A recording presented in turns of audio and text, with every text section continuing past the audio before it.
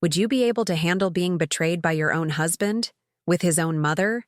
And what if his sister was part of it too? And what if a pregnancy came out of all that twisted mess? This isn't some soap opera. This is real, raw, filthy, and sickening. Read until the end. My name is Laura. I'm 32 years old. When I was 26, I found out just how disgusting and cruel people can really be. I always believed my marriage was solid. But honestly, even back when we were dating, I felt something was off. I couldn't explain it. So I brushed it off, ignored all the little red flags, and paid the ultimate price for it. 8 years of my life gone. Years I will never get back. We were married for 6 years, plus 2 years engaged. From the very beginning, I noticed something strange. My mother-in-law, Rosa, liked to play the confidant, the best friend who wanted to hear about all my personal problems.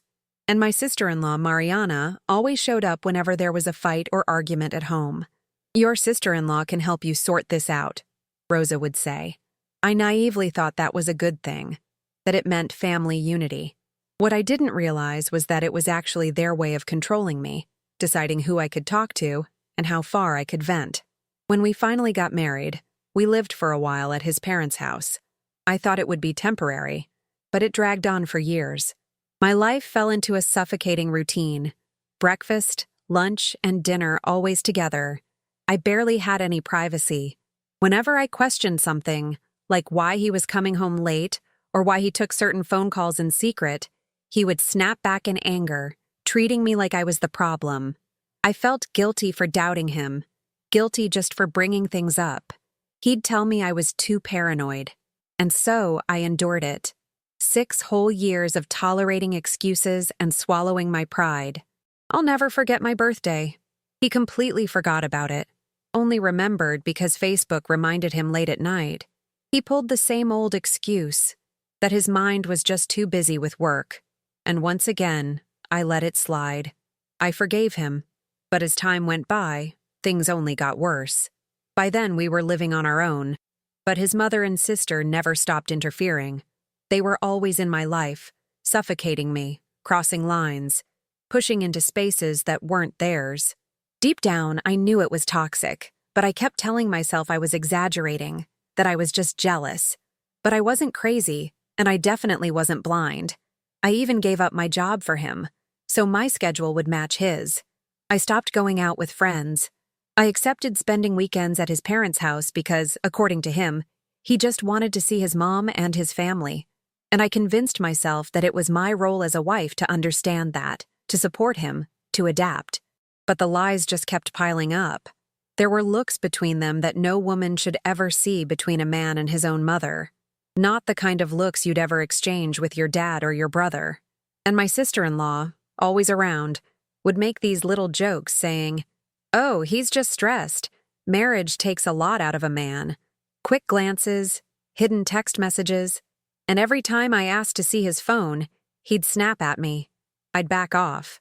I trained myself to act like I wasn't worried, but every night he came home late, my body betrayed me. I'd shake, my stomach in knots. And when the phone rang quietly in his pocket, or when he made sure to mute the sound before I could hear it, my radar went off. Still, I'd blame myself, thinking, am I imagining things? But over time, the signs got harder to ignore. One time, we hosted a family lunch at our house. At the end of the day, I caught my mother-in-law slipping into our bedroom under some flimsy excuse to check on something. I started noticing how they synced up. He'd say something to me, and later his mom or sister would repeat it, almost word for word, like they had been in on the conversation. It was like they were rehearsing behind my back. I would chase after these doubts, piecing things together, until one day his mom made a comment about something that had supposedly happened between us. I turned to him, asking, "When did that happen? How did I tell you that?" And the way he looked at me, like I had stumbled into a place I wasn't supposed to go, made me shrink back. I was terrified of the storm I knew would come if I pushed too far. All of this slowly broke me from the inside. I stopped trusting my own instincts. I kept gaslighting myself, telling myself I was crazy for even feeling what I felt. And still, I stayed. I convinced myself I could get through it. That maybe my mother-in-law and sister-in-law were just flawed people. Selfish, maybe, but nothing more. That maybe my husband was just losing himself a little. The thought of something worse, pregnancy, betrayal so blatant, felt too insane, too impossible. I told myself my imagination was outrunning reality, but eventually I realized the truth. That illusion was their perfect trap.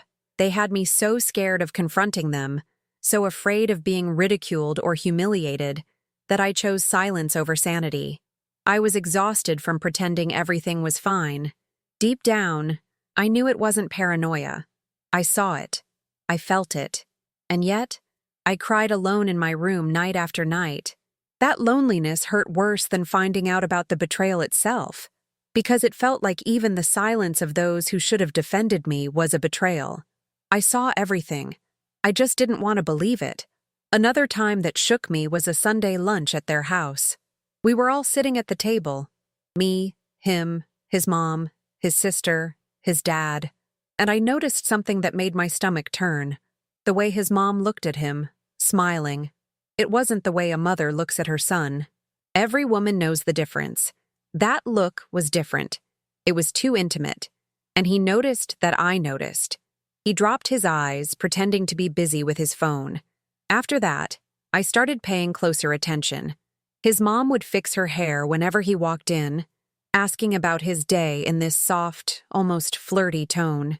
She was always wearing perfume, even when she hadn't left the house all day. If I went to the kitchen, she followed. If I left the living room, she pulled him closer to her. On the surface, it all looked normal, but I knew something was off. Mariana, my sister-in-law, was constantly barging into our bedroom, always with some excuse, saying she needed a charger, a towel, anything. One day I walked in and found her sitting on our bed, holding his phone, all by herself. When she saw me, she jumped up and said she was just waiting for him. Waiting for him in our bedroom? I bit my tongue, swallowed the lump in my throat, and that wasn't the last time. They had their own language.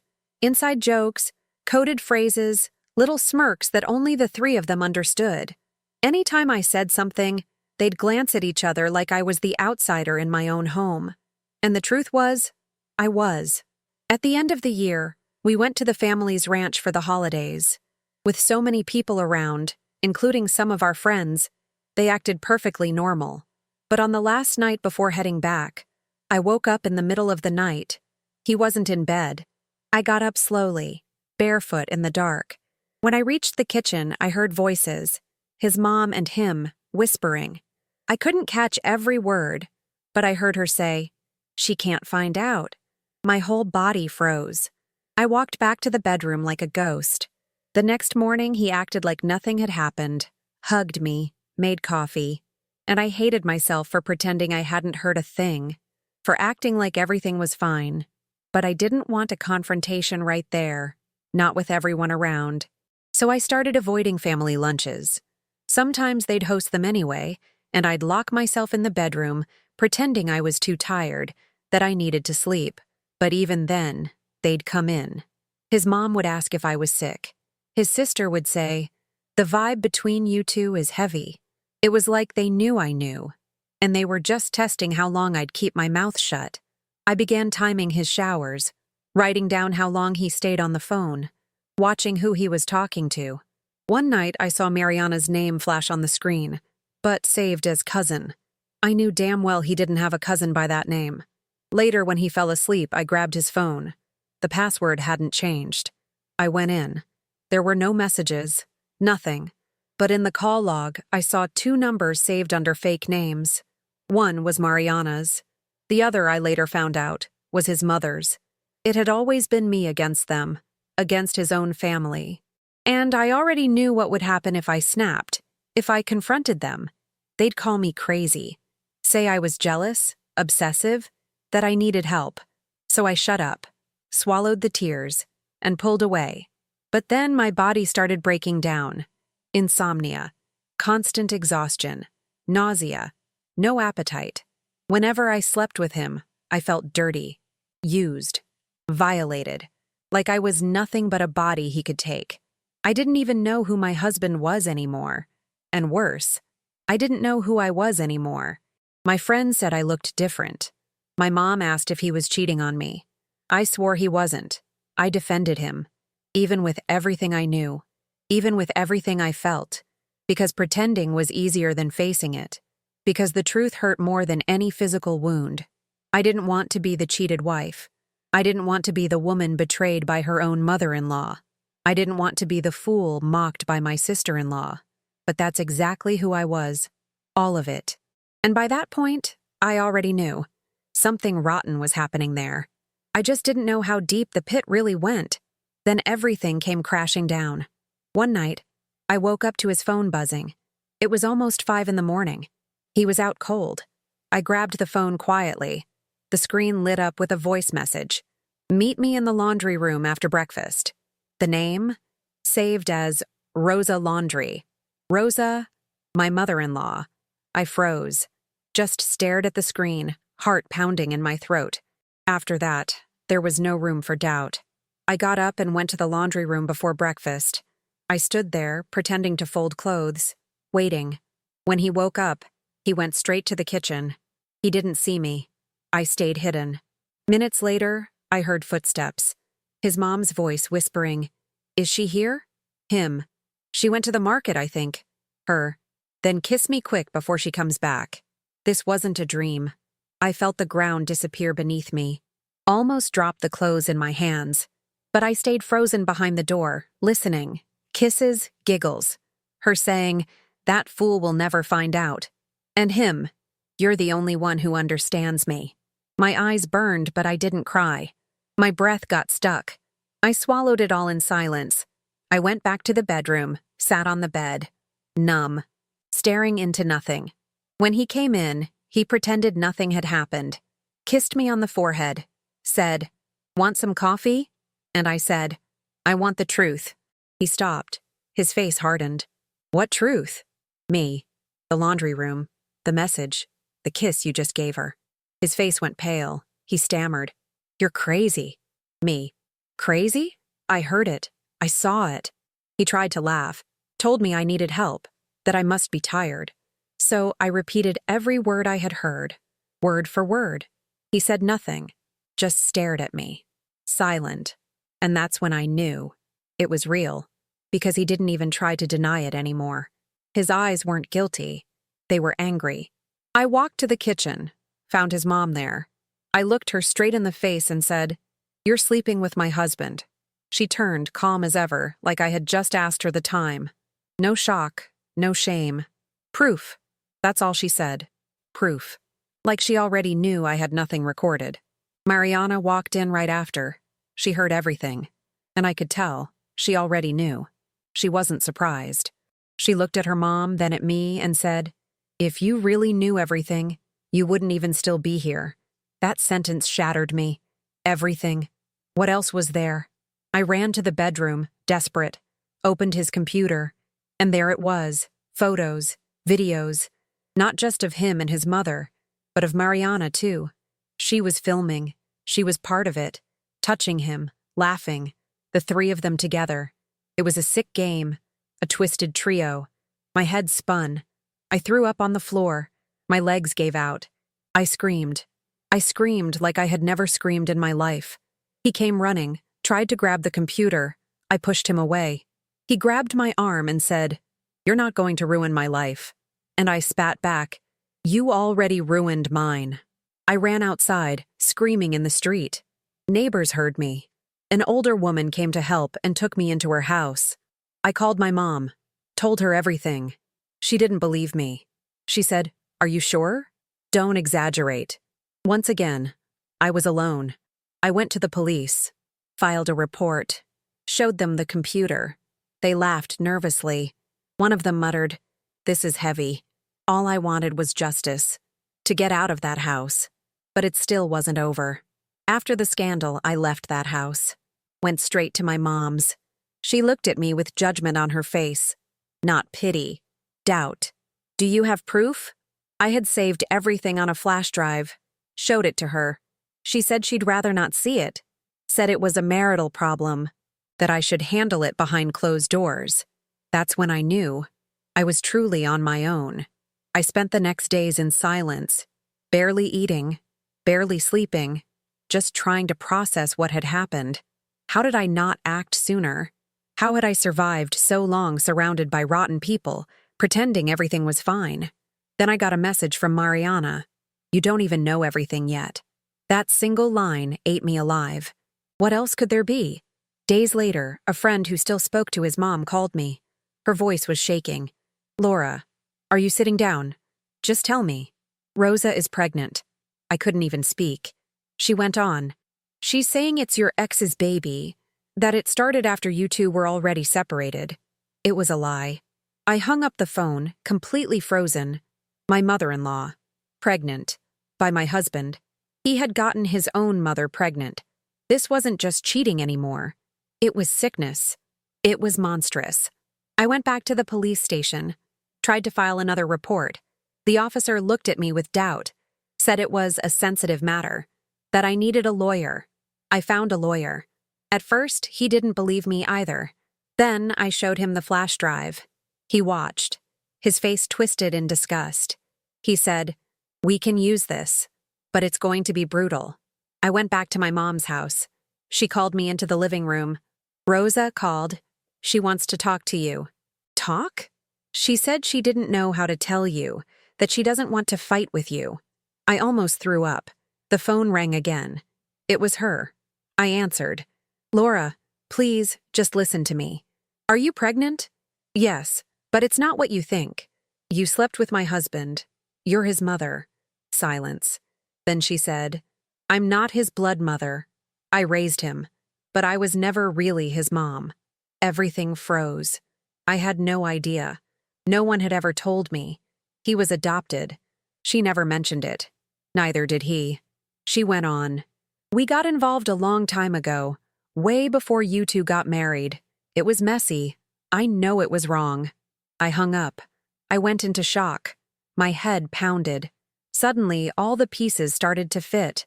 The overprotectiveness, the jealousy, the way they were way too close. Mariana knowing everything and even joining in. I was married to a man who was sleeping with his adoptive mother and his adoptive sister at the same time. And now, a child was on the way. That broke me. I ended up in the hospital. Nervous breakdown. My blood pressure crashed. They had to sedate me. I spent 3 days under observation. Not one of them came to see me. Not one. Not even to pretend. I went back home even more alone. People were talking. The whole neighborhood knew. Gossip spread like wildfire. It became a joke. "Did you hear? Laura's husband knocked up his own mother-in-law. And the sister-in-law was in on it too." I couldn't go outside. I couldn't look at myself in the mirror. I felt dirty, stupid, destroyed. But then something else started to grow inside me. Rage. A fury I couldn't hold back. I wasn't going to let this slide. They were going to pay. Every single one of them. And that baby she was carrying? I knew it would be used against me. As an excuse. As emotional blackmail. As a shield to clean their names. But I had proof. And I still had my voice. They weren't going to bury me in silence. I thought the worst was behind me. That finding out about her pregnancy was rock bottom. But it wasn't. The worst was still coming. After leaving the hospital, I went back to my mom's house. I thought I'd finally get comfort, support, maybe even a little care.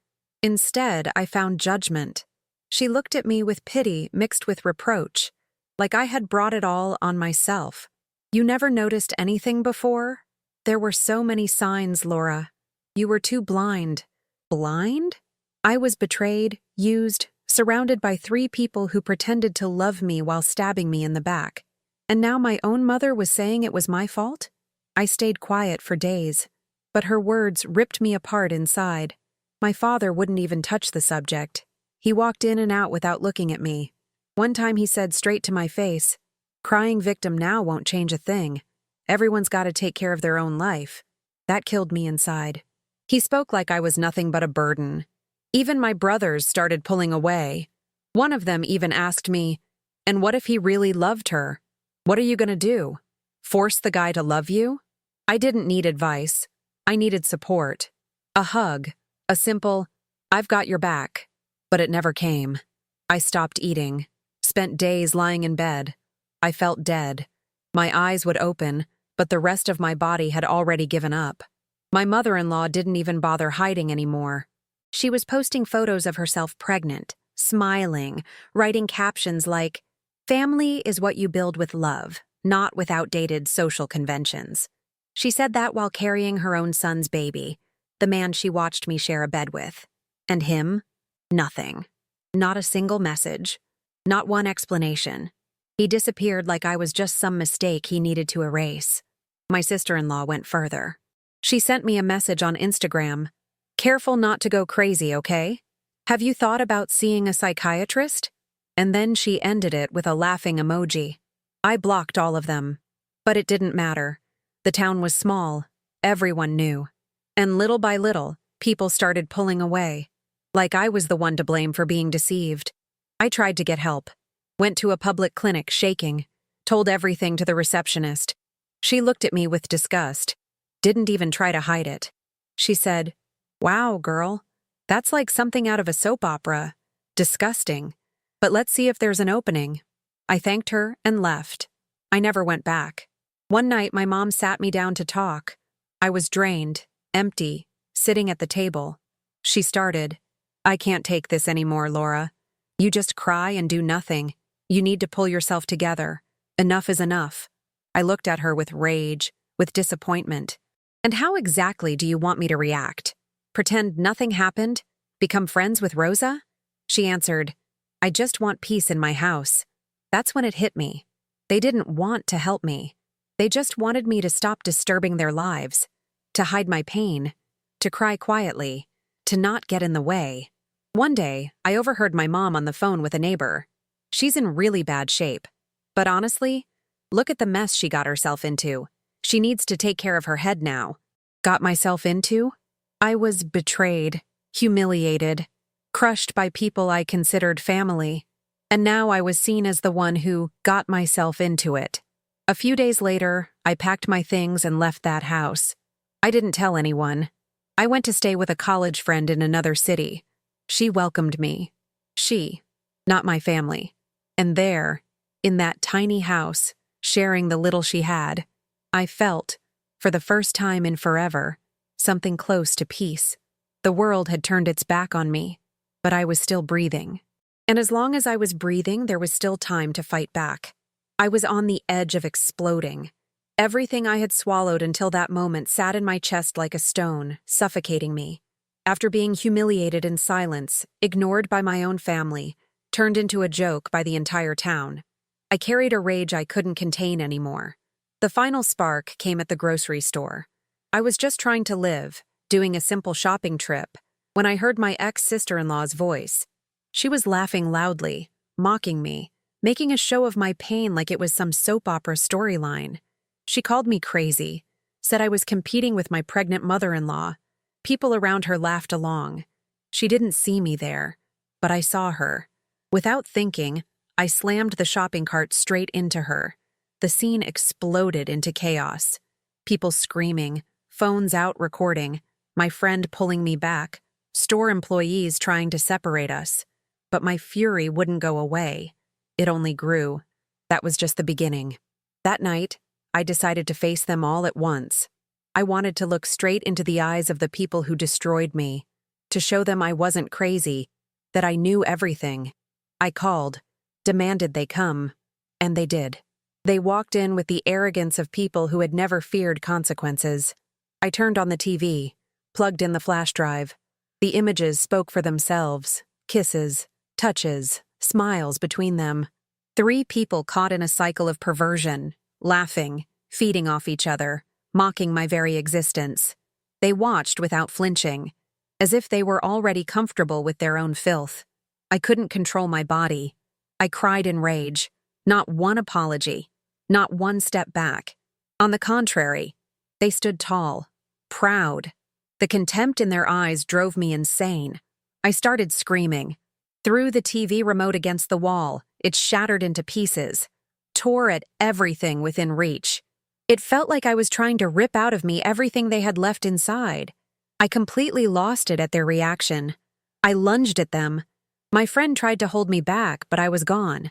And the more I screamed, the more it seemed they enjoyed it. He even tried to hit me when I went after his sister. That's when the neighbors heard and someone called the police. When they arrived, they saw the wreckage. The house destroyed, people shouting, my hands bleeding from smashing things. I showed them the evidence, pointed at my ex-mother-in-law's belly, told them everything. But nobody looked shocked enough. Nobody tried to comfort me. They walked out with the police at their side, like they were the ones in the right. Like I was the town lunatic, the unstable woman, the abandoned wife who couldn't keep her marriage together. That night I collapsed on the floor and cried. It wasn't just about betrayal anymore. It was the realization that, in the end, they weren't ashamed. They took pleasure in it. Pleasure in destroying me, in watching me fall apart. Pleasure in turning my life into a circus. After that night, there was no turning back. The rot was out in the open. I decided to take them to court. It was all or nothing. I had proof, images, audios, witnesses. My lawyer guided me to document everything. Infidelity, emotional abandonment, moral damages, public humiliation. I made sure to include the involvement of his mother and his sister in the lawsuit. I wanted all three of them to answer for it. The case moved slowly. The system is slow, exhausting, full of red tape. And worse, biased. The looks I got at the courthouse judged me before I even spoke. Some already knew the story. It was like my pain had turned into entertainment. Back in their neighborhood, the gossip was already spreading like wildfire. They kept living like nothing had happened.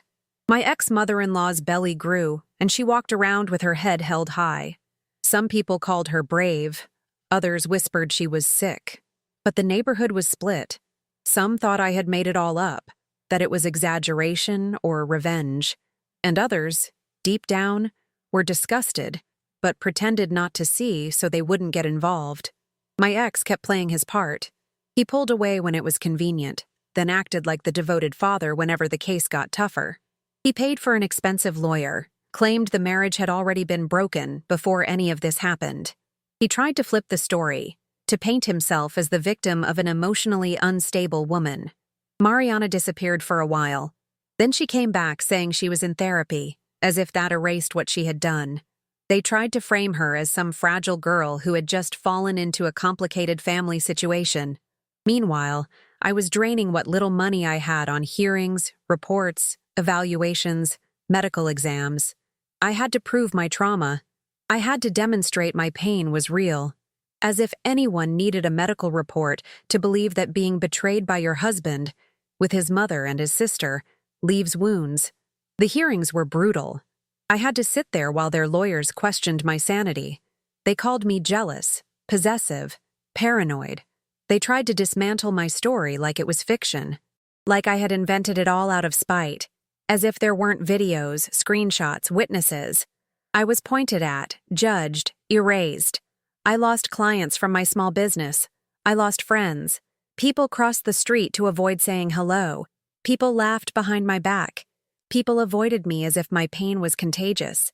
And while I was falling apart, they kept smiling in pictures, baby showers, social media posts about new beginnings.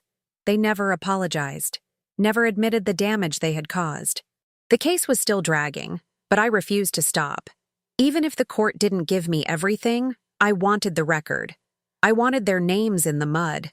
I wanted no one else to ever say exaggeration when they heard my story. Because this wasn't just betrayal. It was a destruction planned in silence. And even if their shame never made national news, there in the neighborhood where they thought they were untouchable, they knew. I had exposed everything. And that, they could never erase. After all of it, I didn't become an example. I didn't give lectures. I didn't write a book. I didn't turn into anyone's inspiration. I just kept living. I ended up crashing at friends' houses, split rent with a friend for a while, no steady job, picked up odd gigs, ate poorly, slept even worse. Some days my body would just shut down. I finally sought help because I couldn't take it anymore. Walked into the health clinic shaking. Told the whole story again, like I was repeating a nightmare for the 1,000th time. They referred me to a psychiatrist. Today, I take heavy meds, one for anxiety, another for depression. They're the only things that keep me functional. Without them, I can't even get out of bed. With them, at least I can work, eat, talk to someone without completely breaking down. I still have panic attacks. I still cry alone. I still have days when I can't step outside. But I'm trying. My medical reports are in court. My case is still ongoing. I haven't moved on. And maybe I never will. But I keep going. One day at a time. I'm not the same person anymore. Something in me died in that story. My trust. My lightness. My joy. I don't know if I'll ever get them back. But I keep going. Because after chaos, that's all that's left. Time passed. But life collects its debt. And it collected heavily from each of them. My ex-mother-in-law lost the baby in the 8th month. Internal bleeding. Complications from hypertension and stress. She fell into deep depression. Locked herself inside. Disappeared from church, from the streets, from social life. Lived on strong medication, talking to herself. They say she tried to kill herself twice. I don't even know if she's still alive. And honestly, I don't care. Mariana became a joke. Videos leaked. People who once feared her now laughed behind her back. Nobody wanted her around.